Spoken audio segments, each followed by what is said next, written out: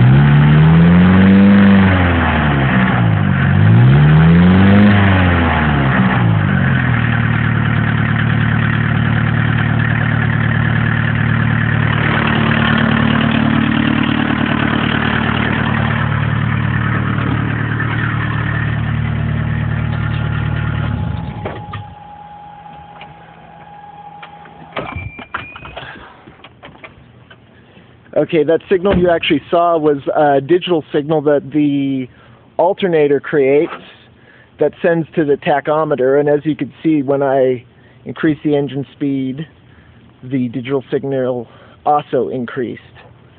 So now we know where to hook up the tachometer. I just have to go pick one up.